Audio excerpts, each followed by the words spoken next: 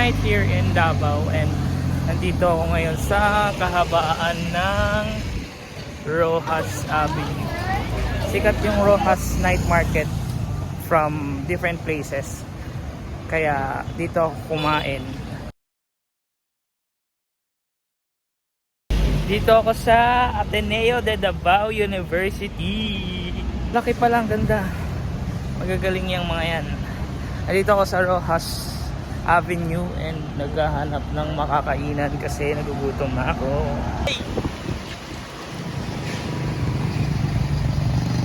Yes. Order ako ng ano ba to? Sinigang kasi ito wala lang. Mas McFit. Nandito ako ngayon sa SM Lanang. Dalawang SM na yung napuntahan ko. Una, SM Ecoland or Davao City. Tapos ngayon, SM Lanang. Ay naku, nakakapagod. Pero ang ginawa ko kanina, pumunta ako sa terminal ng Ecoland. Inalam ko kung magkano yung pamasahe papuntang Bukidnon. Kasi ngayon ko lang na-realize na pwede pala ako pumunta ng Bukidnon. And ayun, so nung nakapunta ako doon, ang sabi nila around 500 to 700 daw yung pamasahe. I actually thought na parang tawag nito. I actually thought na 4 hours lang yung rides, ay 4 hours lang yung travel. But they said na depende daw sa mga stopover. So the fastest will be 6 hours, but the longest number of hours to travel is 8 hours daw. So ideally, mas magandang bumiyahe na ako gabi pa lang. So mamaya, there's a higher chance na pumunta na ako sa terminal mamayang gabi just to doon ako matulog. And then pupunta na akong Bukidnon. I'll be going back to my condo unit kasi mag-e-empake ulit ako, going to Bukidnon. So ready na ako. Ready na akong pumunta ng Bukidnon. Day tour lang naman, tapos after nun babalik din. Galing akong Rojas Night Market, kakatapos lang ng dinner ko. Hello, ready na ako travel mamaya. Yun, ready na ako. And pupunta na ako sa terminal going to Bukidnon. Ang lamig and ang sakit na ng paa ko. But since nandito na ako, sayang din naman yung opportunity na makapasyal sa Bukidnon. Excited na ako. I hope na mag-enjoy ako doon. Thank you so much. Ingat sa akin. Nandito na ako sa Bukidnon. Isa sa mga terminal ng or isa sa mga lugar ng Bukidnon, which is yung Manolo Fortich. First spot ko is yung Dahilayan Adventure Park. Kita akong Jollibee. Nakakatawa kasi ayun, may Jollibee nga. Kasi along the way, wala akong talaga makita na parang talaga siyang probinsya talaga siya. So natutuwa lang ako na may Jollibee dito kasi gutom na ako and wala rin naman talaga ako makitang ibang kainan dito. Pero feeling ko parang nasa bayan or sentro ako, no? Anyway,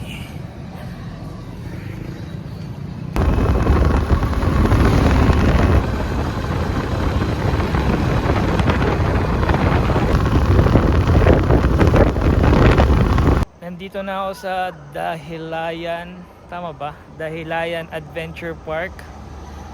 Hinatid ako ng airplane na to. Bukidnon daw is the pineapple capital of the Philippines kasi yung pinakamalaking source ng supply ng pineapple ay sa Bukidnon nanggagaling. Ang ganda ng background ko. Para ako nasa ibang bansa. Anyway, Uy, ganda. Ito na ang pinaka main entrance ng Dahilayan Adventure Park. Excited na ako, pasok na tayo. So nakabili na ako ng dalawang ticket, isa for Razorback, then isa for tawag nito, zipline. Yung maikling zipline lang na nakaupo yung kinuha ko kasi wala, medyo di ko pa alam, di ko pa masyadong gamay kung itutuloy ko ba yung pinakamahabang zipline. But anyway, ang una kong gagawin is yung Razorback. So let's go, Sabado.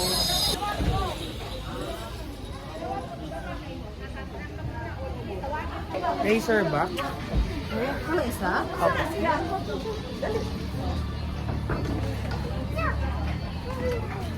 Ito na ako sa Razorback. Isa sa mga tawag nito, rides na ng Dihalayan Adventure. Nung nung pagpunta ko dun sa, kasi I was instructed na pumunta dun sa may center area. So pagpunta ko dun sa center area, agad-agad sinabi, "Sir, Razorback, sir." Tapos dinala kagad ako sa sasakyan. Sa akit pa pala yung sasakyan, ihahatid ka pa pala dito. And then makes sense kasi parang yung nakikita ko sa video, may slope talaga siya. So ayan. Not really sure kung ito ba yung right way kasi may dala akong bag tas yung mga kasama ko wala. So, hindi ko alam kung advantage yan or what.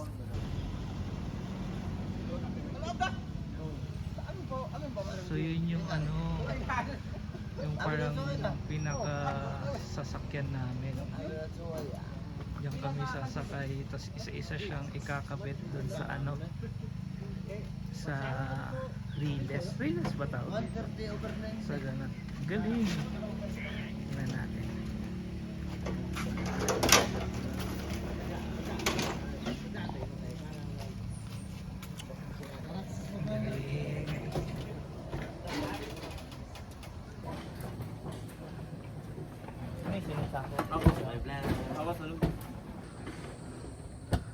Uy, gago. Uy, gago. Ang hirap. Oo. Oo. Hinay-hinay lang ang pagpindot. Bigat na bag ko. Salamat, ma'am. Unsa man ay braking station? Ay braking section? Pwede sa takbo niyo po, bibig kayo pag pila.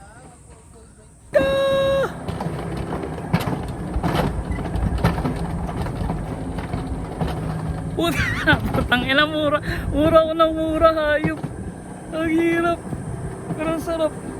Nakakatakot. Gago. Shit. Nakakatakot. Pero siguro for the second time di na ako ganun katakot kasi alam ko na yung route, yung experience. Ay ko. Bugat mo ko? Sige po, sige po. Okay, go.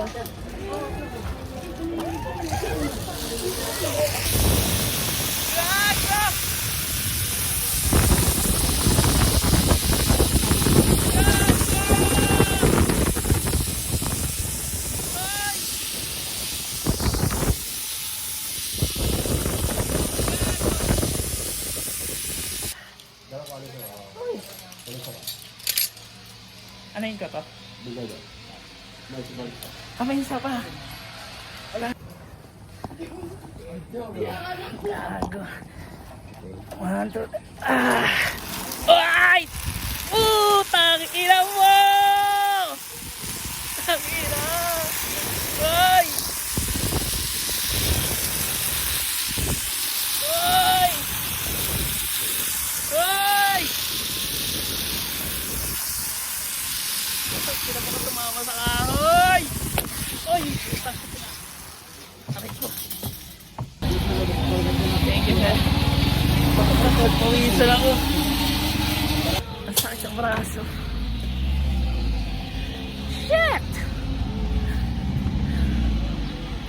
Yeah.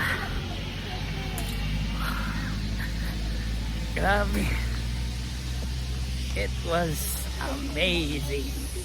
Akit na ako going to the previous ride station na pinuntahan ko kasi doon yung gamit ko nasa locker.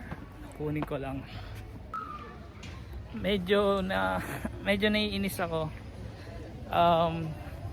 I was about to set up my drone for an aerial view shot. However, my remote control was not working at all, and it's actually my fault kasi hindi ko na double check kahit nung nasa Manila pa. So ay nako, sayang. Maganda sanang aerial shot dito, and I guess pwede namang mag drone dito dahil nagsabi naman ako dun sa sa mga crew, and they said na okay naman daw. Sayang. But anyway, hindi pa rin ito yung magiging dahilan. Yeah, hindi ko na una sa lahat, kahit mag-risk ako, hindi siya lilipad. So anyway, hindi naman ito yung magiging hadlang para masira yung trip ko. Kasi nag-enjoy pa rin naman ako. Thank you so much. The Helayan Adventure Park. So I'm gonna proceed na going back to Manolo Fortich para pumunta naman ako sa isa pang tourist spot which is yung Communal Ranch. So anyway, mag-CR muna ako. Dito na ulit ako sa Manolo Fortich. Kagagaling ko lang ng Dahilayan. Ang mahal ng pamasahe, 500. Ako lang mag-isa. Pero wala parang hindi pa ganun ka-commercialize yung tourist spot doon, kaya mahal talaga kapag ikaw lang mag-isa tapos magko-commute ka or wala kang private vehicle. Kaya advisable talaga na may private vehicle. And ngayon, ang oras ngayon is 1:00 na ng hapon. Kumain lang ako dito sa Jollibee ng spaghetti kasi nagugutom na. So after nito, pupunta ako ng Communal Ranch. 1 hour from here daw yun. Nandito na ako ngayon sa terminal ng Impasugong. So wala lang na. Nagagandahan lang ako sa design ng dito, ng mga food court establishment. Ang Bukidnon daw ay may 7 tribo at ang Impasugong, ang mga nakatira sa Impasugong, which is mga Higuanon ba yun, ay isa sa mga 7 tribo or native tribes na nakatira dito sa Bukidnon. Pupunta lang ako ng tinatawag nilang food court establishment just to buy my mineral water. Nakapagtanong na ako, sabi is 400 daw balikan. Hihintay na lang ako doon. Siguro for sure mga 2 hours na lang ako doon. Tapos yun na, babalik na ng Davao City. Anyway, hintayin ko na lang muna si Kuya. Next stop ko will be at the Communal Ranch na.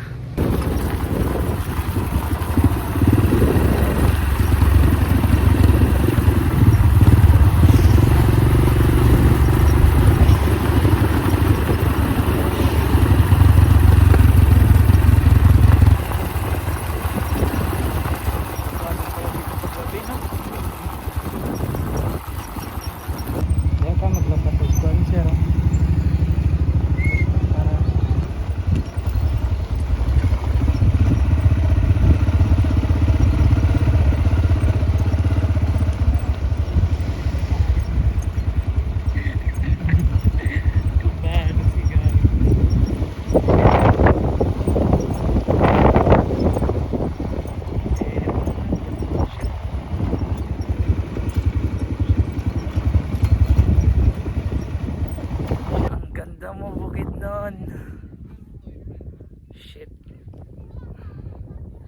Nakikita ko lang to sa TikTok dati, ngayon andito na ako.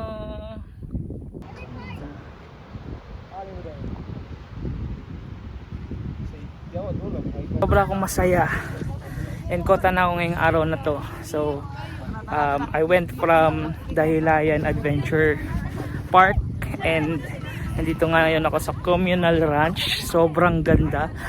Alam mo yung feeling na para kang nasa Batanes kasi ganito yung kulay ng Batanes, ganito yung feels ng Batanes eh. Pero of course, 'di ba? May mga distinctions pa rin. And yun. Sobrang ganda, parang kang may-ari ng malawak na lupain. Tapos ikaw yung hasyendero, ganun. And yun. On top of that, I'm very proud para sa sarili ko kasi alam mo yun, parang ako lang mag-isa eh. Kinaya ko, I was able to reach this destination. Kahit marami akong hesitations, mga doubts, 'di ba? Mga questions in mind kasi hindi ko alam eh. I don't know kung ano yung mapupuntahan ko dito. Hindi ko alam kung magkano pamasahe, kung anong sasakyan. Basta nagtanong lang ako whenever I reach a destination from one place to another. So ayun, kukuha lang ko sana yung mga kalabaw o yung baka, but then anyway, yun, parang sobrang nakaka-amaze lang. And yun nga ko, tanaw ngayong araw. I guess kahit sabihin na natin hindi ako nakapagpalipad ng drone, my god, shit, so talaga magpalipad ng drone dito. Pero babalik ako dito, malay mo, may magpapalipad ng drone. Tapos ako taga-takbo lang. Anyway, sobrang ganda. Iba yung feels na to. Kahit wala kang gawin, kahit tumingin ka lang, kahit magmuni-muni ka lang, parang ang dami mong realizations na papasok sa isip mo ngayon. Alam mo yun, parang this is it. Ito yung tunay na parang, hey, I need a break. Tapos dito ka pupunta. Ito yun. Ito yung tunay na definition ng I need a break. Oh, kahit saan ka tumingin, 360 degrees yung kagandahan ng lugar na to. Ang ganda mo, bukid nun, nakakagigil ka. Ay, sulit. And ang amazing, all the way sa pagpunta dito na nakamotor kami, tapos dumadaan kami sa Rocky Road, ibang klaseng experience, nakakatakot pero at the same time ang saya kasi parang first time ko yun eh, yung adrenaline rush mo talaga. Ayun, ano pa ba? So this is it, my day 3 of Davao City with a side trip of Bukidnon.